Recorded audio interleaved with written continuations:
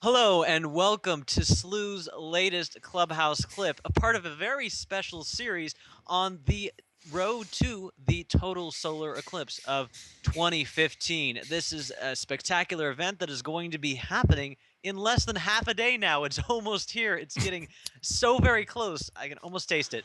What about you, Paul? How is the atmosphere over there? It's getting just so close to this final event. Well, we've been problem solving all day, and until you just said 10 hours, I was kind of feeling okay about things. But yeah, okay, thanks for that, Eric. Oh, I didn't say anything. I never said it. I swear, I didn't say it. But we're coming to you live. Actually, I'm coming to you live from Smoky Hollow Studios in Slooh HQ in Washington, Connecticut. But our astronomer in the field, our observatory engineer, Paul Cox, is coming to us from a place that I don't think a lot of people would have heard of if it hasn't been for this eclipse. Where exactly in the world are you, Paul? Well, the map is showing, where are we at the moment? Yeah, the map's showing Iceland. I am on the little island just to the bottom right of that. And it's the Faroe Islands, which is an archipelago in the North Atlantic Ocean, kind of halfway between Iceland and Norway. It's one of the very few places that will be able to see totality with this incredible solar eclipse. One of only two places that where you can see totality from land. It's here and Svalbard, which is another group of islands which belong to Norway. The Faroe Islands are an autonomous region of Denmark, but they're still kind of governed partially and share police and military and stuff like that. But I'm actually in probably one of the best places. In fact, we know we are in the best possible place to see this eclipse. We are in the tallest building in the capital city of Tórshavn, and Tórshavn is how you pronounce it, I believe. And we are in this tower that overlooks the entire harbour and the entire city. And we'll show you, I'll give you a guided tour a little bit later, but it's an absolutely fantastic place, and we're going to be broadcasting live from the roof in 10 hours' time. Wow, wow. I mean, I'm really looking forward to it. And how's the weather looking over there? I know we're all talking about the weather all the time, but so close to it now. What's your prognosis? Yeah, well, it's the forecast has remained pretty static, and it certainly was accurate today. It was forecast for rain today, and it hasn't stopped raining today. But that kind of should be comforting, because the forecast for tomorrow, it's actually been getting narrower and narrower. Kind of broken clouds and sunshine was for the whole day tomorrow on Friday, eclipse day, but it's kind of getting narrower and narrower. But we've still got 3 or 4 hours around eclipse, which they're still forecasting as partial cloud or sunshine. So that's going to be fine. You know, partial cloud doesn't really stop the enjoyment of watching an eclipse. To me, I've always said that it adds something, because in the images you see the clouds moving ahead, because, you know, the eclipse goes fairly slowly with the moon slowly going over the sun. So to have something in the vision, in the images, it kind of really brings out a 3D perspective to it as well. So we are very hopeful, but it has affected what we've been able to do today. I will turn my camera around very slightly here, and you can see we're in this enormous control room. which is stuffed full of beautiful antique maritime bits and pieces, which I'll show you a few of those later. But it's meant that we haven't been able to set up on the roof, which is where we really want to be, and it's where we're going to be tomorrow. So we've had to make a lot of assumptions about cable lengths and things like this, and setting up the equipment down here. I have given you a photo. You may not have noticed it, but try and dig out the one that shows a ladder on the outside of this building. So when we kind of talk more about that, you'll see where we're going to have to be carrying these telescopes and computers and all of our other specialist gear up on the roof. So it's going to be a little bit scary, shall we say, especially at about 6 o'clock in the morning in the dark. Oh, geez. I'm just thinking, as there's this chance of clouds at certain times, not at others, it's going to be really fascinating in terms of just an adrenaline rush to see when Yeah. exactly we're going to get these visualizations of the eclipse. Is there going to be a cloud in the way at the pivotal moment? Are we going to be able to fight through the weather? I think it gives a little bit of a rush and a battle feel to it. Well, it does, and the veteran eclipse watchers, they don't give in until the very end of the eclipse, because on so many total solar eclipses, the clouds just happen to have parted right at that very moment, just at totality. So you never give in, and we're not going to give in tomorrow, even if it starts off. And we do believe that, we're not going to be able to even start getting up on the roof probably until an hour before the eclipse starts. So that's cutting things a bit fine to shift all of this equipment around.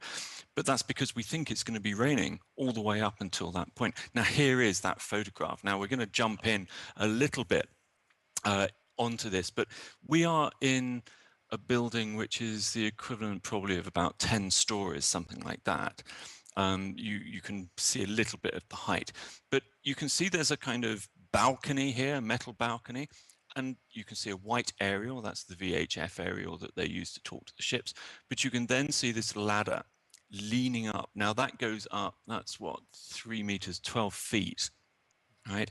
And you can see where we've got to walk up the ladder between that and the railing, and there's nothing beyond the railing except a very a very long fall. It seems like it's nice, So soft grass below there. You can just sort of roll down the hill, keep rolling. I'll It I'll seems keep nice and telling myself that lackadaisical. on the way down. Eric said it's soft grass on the way down. So, uh, but why don't we back up, Eric? Why don't we back oh, up sure, yeah. to And we can do a little bit of a tour. I'd love to hear the story of just where you've been, where you've gone, how you've come to this point in this expedition. I think this is a great opportunity to do that. Here's this first image that you've given me, and where are you here, and where were you starting? Well, this is actually just on the way back. So the night before this, we had that fantastic aurora show, Mm. and I'm with a group of such experienced observers here, who have been looking at eclipses and aurorae for 30 years, and they have never seen the kind of show that we had, that kind of auroral display as strong as that, as we had on that live show the other night. And it kind of spoiled it for me, because they've all told me it doesn't get any better. So really, I'm not going to go and see another aurora. I'm going to leave that one. But on the way back, this is to the airport. Now, this is quite worrying. You can see in front, I'm driving the vehicle that this is in and holding my camera phone, and the vehicle's in front of the other expedition vehicles. And this is in Iceland on the way to the airport, and conditions were getting a little bit tricky on this kind of high altitude part. So we were getting a little bit worried about that. And then at the airport, this doesn't show it so well, but as we were sitting on the flight was delayed. As we were sitting on the flight, pilot comes on and says, we've got to have the de-icer. He's not going to get to us another half an hour. And while all of this is going on and we're sitting there, the snow is falling and starting to build Oh. up on the taxiway and the runways and the apron and stuff like that. And we were just sitting there willing the plane to get going, because we had been told as well that that was the beginning of a huge storm that was about to hit Iceland. So we escaped Iceland, basically, and we made it here, and what a stunning, beautiful place the Faroe Islands are. This is our, this is just the baggage. I know this looks a bit like holiday clips, but this is kind of showing you a little bit about what goes on behind the scenes in these expeditions. Virtually all of the people there were members of this expedition. That's just my luggage there, all right? So the 2 trolleys there is all the equipment that I've had to bring. And it's 2 telescopes, it's multiple cameras, it's backup, it's redundancy. You don't come this far to find that, oh dear, you know, your laptop's broken or you've forgotten an adapter. So we've been lugging this. Oh, and look at that image on the right. There's the ladder. Right, that is a far, far better photo of the ladder that we are going up with our Oh, no. 100 pounds of highly technical, highly specialized, very expensive equipment at about 4 or 5 o'clock this morning. So, but here's the view. So we arrived yesterday, we had a bit of a sleep yesterday. We arrived here. I haven't actually told you where I am. It's called the Maritime Studies and Engineering. So this control tower that looks out over the harbour, this is where they train all of the pilots who go out and pull the ships in. And I'll show you in a sec. They've got kind of mock-up decks, sorry, the bits where you control the big ships from. And you can see in that photo, there's a few of the Eclipse ships in port at the moment, 2 left earlier on, and I think there's another one still to go. And what those do, they'd be great for us to go on because they chase the clouds, they chase the holes in the clouds. But the problem is you can't image the eclipse properly when you're on a boat, even when it's rocking very, very slightly. So this is where we are, and this is the views that I've had all day, and I can't imagine actually a better location for us to be in. So this is the room that I'm standing in. You can see these kind of demo flight decks for the ships and stuff like this. And we've had quite a few students up here today. They've been coming in. They've all got exams on Monday. And Oh, yeah. oh, I don't know where that one is. Oh yeah, that is up here as well. So that was earlier today. So there's going to be 4 or 5 of us in here for tomorrow. And the other stuff that they've got in here, I will move my webcam as well, just in case you get a better view of it. But there are these beautiful maritime artifacts. Wow. They're the big ship's compasses, there's telescopes, there's all manner of kind of old, beautiful maritime equipment, which is just absolutely stunning. And that's kind of been my office for the day. So it's been pretty cool.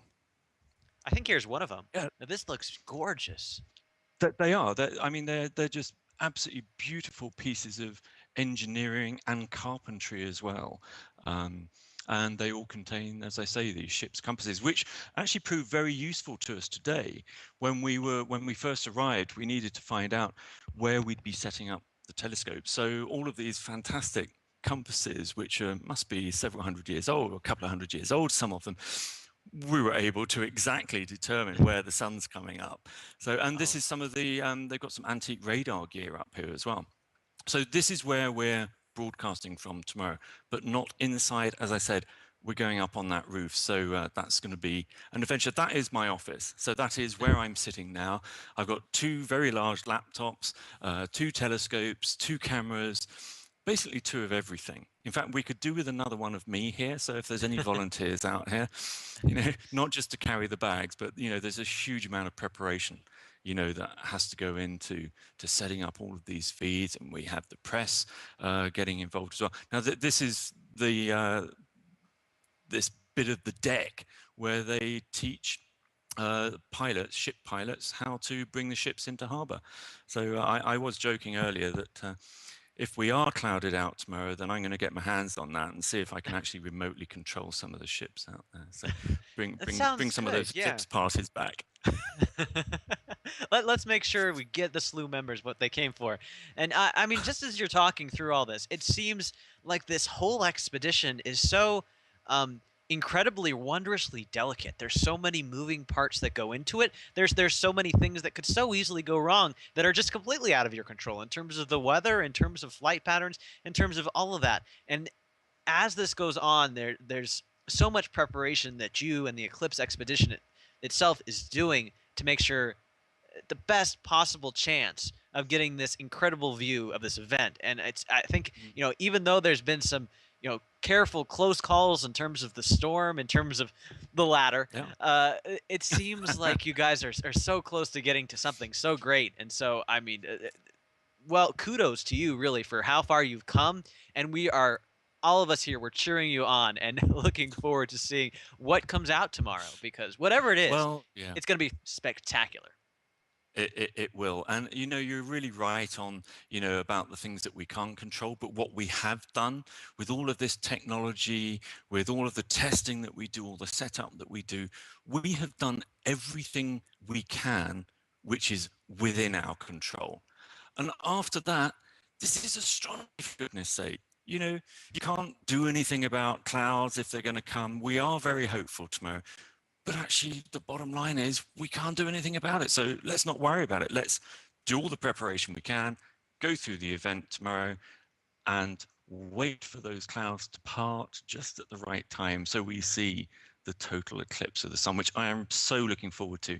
This one is going to be lasting for over 2 minutes, 2 minutes and 1 second from our location. As you know, the Kenya one, Totality, only lasted for 12 seconds, and that only popped out through the clouds for about 2 seconds. And that was my last glimpse of it over my shoulder. So this one's going to really give all of us a great opportunity to both image it, to watch it online, and really take it in. So we are really looking forward to it, but there's not going to be any sleep tonight. It's 10:15 here at night. The guys did bring me back some supper, thankfully, so I've got a bit of steak that I can eat. I'm going to go back to where we're staying, which is this kind of folk school. They call it a folk school, which is kind of a school a little bit like a Rudolf Steiner school. It's about creativity and art, stuff like that. So I'm going to go back there, have a quick shower, and then actually just walk straight back down here. Got a bit more testing to do, a few more systems to do.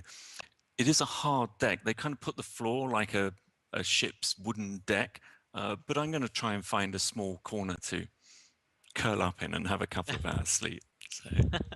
Yeah, as long as you are energized and ready for this eclipse, whether it be like you're running on just wild adrenaline from just the whole experience, or if you've had 10 cups of coffee, I'll be there right there with you, and just really looking forward to it. What time we're starting to tell the members when we're actually starting tomorrow, Eric? What are the timings for the show tomorrow?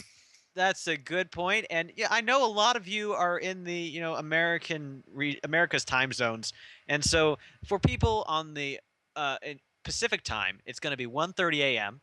on Friday. This is going to be a 2.5-hour broadcast, by the way. And then we have for the East Coast, where Slooh is, we're going to be up at 4:30 a.m. to 7 a.m. That's when this broadcast is going to be. I know it's a work day, but maybe you'll get up early for us or stay up late, depending on where you are, because it's one of those things that's worth it just to be a little tired for this day, because this is, I mean, it's really a once in a lifetime sort of event that's happening here. So many things are just really going to conspire together to bring a beautiful, beautiful view. And so I hope that you'll be sticking around with us. But there's always, if you're not available to stay up late, cook yourself some s'mores, watching in the sleeping bag, whatnot, we will have this available to you, Slooh Clubhouse members, whenever you want to watch it in the Clubhouse. And this is also a good time to sort of bring up that we've had a spectacular show that Paul was mentioning earlier on in the broadcast. This was our Aurora show, our Northern Lights from Iceland. That was it was so beautiful. The views were absolutely incredible. This is something that you can watch right in our shows region. That's going to be there.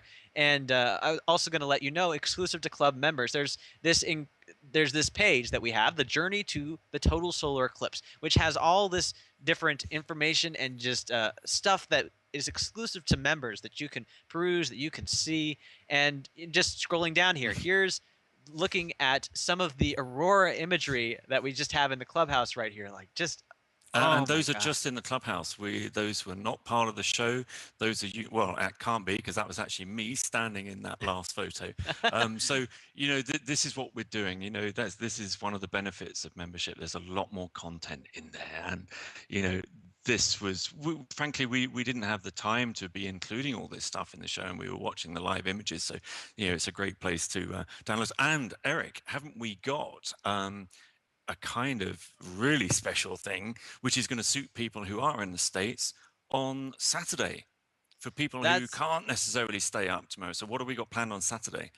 That's absolutely right. And so if you can't stay up on in the middle of the night on Friday, there's the opportunity to watch this event after it happens. And there's also the possibility that you can join us for our Clubhouse clip after the fact, after all this stuff is happening, because we are having some great partners that are aligning with us for this event, where we're going to be streaming to live from multiple feeds this in just about 10 hours.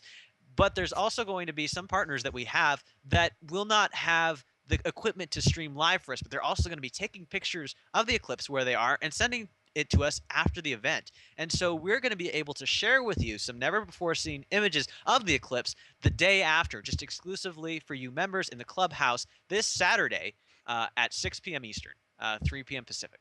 And so look forward to that. There's so much stuff that is coming. There's so much stuff that has already been posted in the Clubhouse that feel free to peruse, look at it. Also, ask us questions because Yeah.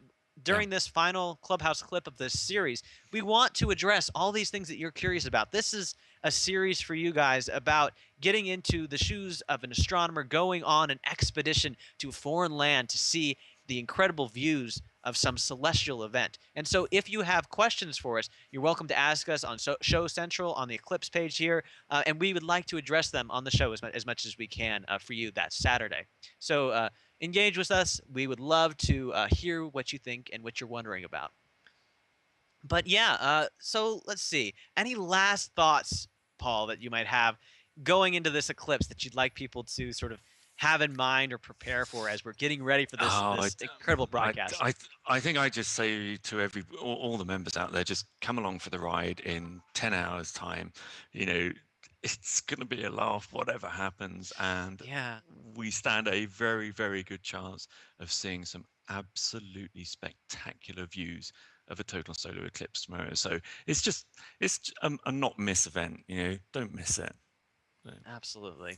I mean that's pretty much what I would say. I think you said it pretty well. I would really, I'd love to see you guys join us for this incredible event, and it's just in less than half a day's time. So stop please stick saying around. this. Stop saying it. Stop reminding me how little time I've got left to get the rest of the gear going. So I should send you just a huge countdown in like red numbers to your email, like just ominous. okay, It's just send coming. me an email every hour with big red letters, an hour countdown on it. Yeah. Thanks, Eric. No problem. That's what I'm here for. Yeah, let's all get this countdown into our hearts and minds just forever. And actually, I would just say this, Eric, as well. We're talking about all the preparation that goes on here, but there's a huge amount of preparation that has to go on back at the studio as well. You're arranging guests, you're arranging all of the video feeds coming in, you have to arrange for all of those to go out, not only to our broadcast systems, but also media who take our feeds and stuff like that. So, good work to you as well. We must do a special on what goes on behind the scenes in the studio at one point. Oh, well, thank you, good sir. We're very busy here at Slooh headquarters, but it's all it's a hectic, exciting, happy sort of busy because we're working towards getting this incredible event to you guys that, I mean, I'm looking forward to just being able to experience this eclipse myself. It's going to be a spectacular event. So yeah, thank you so much for joining us with this Clubhouse Clips series. This is the second in a series. There's more to come, and there's our Eclipse show coming up very soon. Very, very soon, Paul. It's very soon. Thank you very much. so, Thank you. uh, so do stick around. Do have a look at all the different resources here in the Clubhouse. And yes, we hope to see you again for another show coming up very soon. This has been Eric and Paul for Slooh.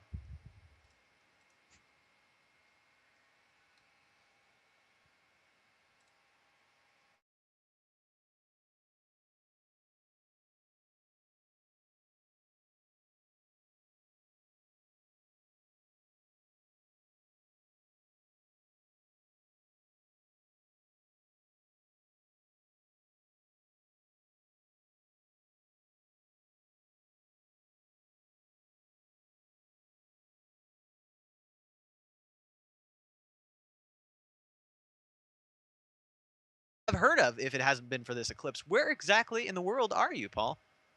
Well, the map is showing, where are we at the moment? Yeah, the map's showing Iceland. I am on the little island just to the bottom right of that. And it's the Faroe Islands, which is an archipelago in the North Atlantic Ocean, kind of halfway between Iceland and Norway. Mm. It's one of the very few places that will be able to see totality with this incredible solar eclipse. One of only two places that where you can see totality from land. It's here. The atmosphere over there is it's getting just so close to this final event. Well, we've been problem solving all day, and until you just said 10 hours, I was kind of feeling okay about things. But yeah, okay, thanks for that, Eric. Oh, I didn't say anything. I never said it. I swear I didn't say it. But we're coming to you live. Actually, I'm coming to you live from Smoky Hollow Studios in Slooh HQ in Washington, Connecticut. But our astronomer in the field, our observatory engineer, Paul Cox, is coming to us from a place that I don't think a lot of people would have.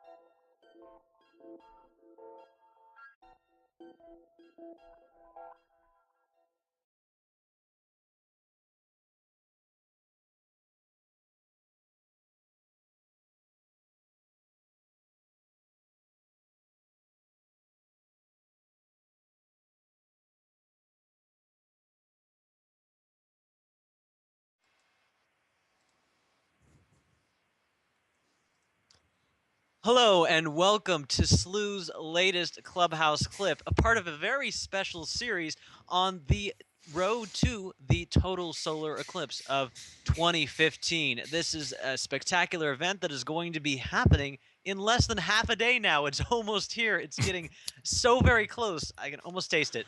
What about you, Paul? How is